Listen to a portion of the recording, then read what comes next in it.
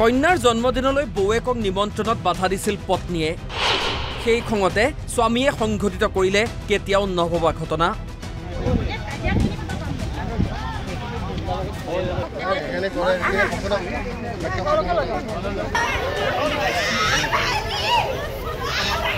তাৰপিছত মোকো বাৰু সন্দেহ কৰে কাৰোবাৰ লগত তেনেকৈ মানে সিহঁত দুইটাৰ হেৰি কিবা সম্পৰ্ক আছে কাৰণে মানে মই গম পাই পেলাই হেৰি কেছু দি থৈছিলোঁ কোৰ্টত তাৰপাছত তেনেকৈ মানে আমাৰ ঘৰতো গৈ থাকে তেনেকৈ দেউতাকো মাৰপিট কৰিবলৈ যায় সিহঁতৰ ঘৰৰ মানুহে তেনেকৈ মোক ক'লে তাৰপাছত মানে কাজিয়া লাগিয়ে থাকে ছোৱালীজনীৰ জন্মদিন আছিলে 20 তাৰিখে তেতিয়া মানে মোক কৈছিলে জন্মদিন পাতাৰ লগতে আৰু মোক ক'লে বোলে হেৰি মানুহ মাতাৰ কথা কৈছিলে তেনেকৈ শিকোঁতে মানে বৌয়েকৰ কথা ক'লে মই ক'লোঁ বোলো বৌ আহিব তেনেকৈ মানে কওঁতে তেখেতে মানে মোক বেয়াকৈ গালি দিছে দি পেলাই মানে কৈছে ছোৱালীজনী দি দে মোক তাৰপাছত মই তাত জন্মদিন পাতোগৈ মই নাযাওঁ বুলিও কোৱা নাছিলোঁ কিন্তু পত্নীয়ে বৌয়েকক মাতিবলৈ বাধা দিছিল কিয় ঘটনা ধিঙৰ ভকত গাঁৱৰ এইজন দীপাংকৰ নাথ আৰু এগৰাকী দীপাংকৰৰ পত্নী 2022 চনত সামাজিকভাৱে বিবাহপাশত আবদ্ধ হৈছিল দুয়ো কিন্তু পত্নীয়ে অভিযোগ কৰা অনুসৰি বিয়াৰ পিছৰে পৰা শাৰীৰিক মানসিক অত্যাচাৰ চলাইছিল স্বামীয়ে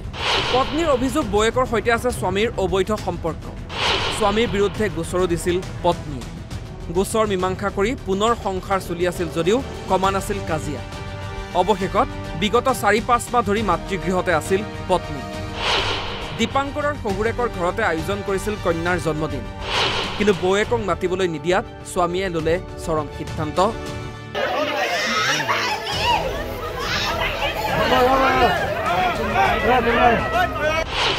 স্বামীৰ মৃত্যুৰ পিছত পত্নীক শেষবাৰৰ বাবে মুখখনো চাবলৈ নিদিয়াৰ অভিযোগ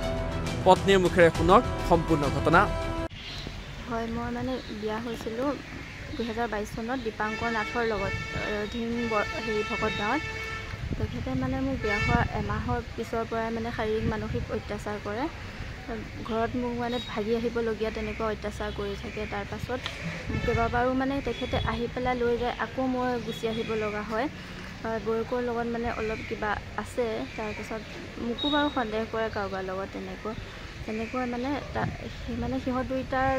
হেৰি কিবা সম্পৰ্ক আছে কাৰণে মানে মই গম পাই পেলাই হেৰি কেছু দি থৈছিলোঁ কোৰ্টত তাৰপাছত তেনেকৈ মানে আমাৰ ঘৰতো গৈ থাকে তেনেকৈ দেউতাকো মাৰপিট কৰিবলৈ যায় সিহঁতৰ ঘৰৰ মানুহে তেনেকৈ মোক ক'লে তাৰপাছত মানে কাজিয়া লাগিয়ে থাকে ছোৱালীজনীৰ জন্মদিন আছিলে 20 তাৰিখে তেতিয়া মানে মোক কৈছিলে জন্মদিন পাতাৰ লগতে আৰু মোক ক'লে বোলে হেৰি মানুহ মাতাৰ কথা কৈছিলে তেনেকৈ শিকোঁতে মানে বৌয়েকৰ কথা ক'লে মই ক'লোঁ বোলো বৌ আহিব তেনেকৈ মানে কওঁতে তেখেতে মানে মোক বেয়াকৈ গালি দিছে দি পেলাই মানে কৈছে ছোৱালীজনী দি দে মোক তাৰপাছত মই তাত জন্মদিন পাতোগৈ মই নাযাওঁ বুলিও কোৱা নাছিলোঁ তেনেকৈ মানে তাৰপাছত সেয়া হেৰি কৰিলে মোক ক'লে মানে ভাবুকি দিছে যে মই বিষ খাম কিবা তেনেকৈ কৈছে তাৰপিছত আগতো মানে মোক তেনেকৈ কৈ থাকে মই মানে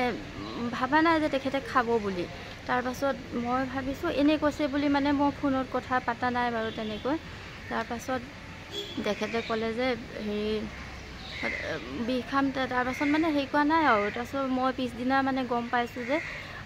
হেৰি মানুহ এজনী গৈ পেলাই মানে কৈছে এনেকৈ যে বিষ খালে তেখেতে তাৰপাছত মই হেৰি ফোন কৰিছোঁ খুৰায়েকৰ পিতেকলৈ সুধিছোঁ তেনেকৈ কৰি তাৰপিছত মই হেৰি গুৱাহাটীত ৰাখোঁতে মই চাবলৈ গৈছিলোঁ যাওঁতে গ'ল্ডন এটা লৈ পেলাই চাবলৈ যাওঁতে মানে বৌয়েকে ফোন কৰিলে যে নালাগে যাব তাত মানে অলপ মাৰপিট কৰিব তোমাক তেনেকৈ ক'লে তাৰপাছত হয় ভাবুকি দিলে তাৰপাছত মই মানে গুচি আহিলোঁ তাৰপাছত মানে যোনদিনা খৰি দিছে সেইদিনা মই চাবলৈ গৈছিলোঁ তেখেতক চাবলৈ যাওঁতে মানে গাড়ী চাড়ী ভাগিব লৈছে তেনেকৈ কৰি মানে মোক খেদি পঠাই দিলে মোক চাবলৈ যাব নিদিলে এতিয়া আৰু সিহঁতে মানে কিবাকিবি ভিডিঅ' বনাই আছে মোৰ ওপৰত মানে দুখ দিছে যে মই মৰ বুলি কৈছিলোঁ তেনেকৈ মানে কৈ আছে তাৰপাছত ভিডিঅ' বনাই কৰি মানে আপোনাৰ ওপৰত অপযোগ দিছিল হয় মোক অপযোগ দিছে আপুনি কি বিচাৰে মই মানে এতিয়া হেৰি আপোনালোকে মানে সহায় কৰক মই তেনেকৈ কৰাটো নাই ন্যায় লাগে হয় ন্যায় লাগে এতিয়া পত্নীয়ে ন্যায় বিচৰাৰ লগতে বিচাৰিছে প্ৰশাসনৰ হস্তক্ষেপ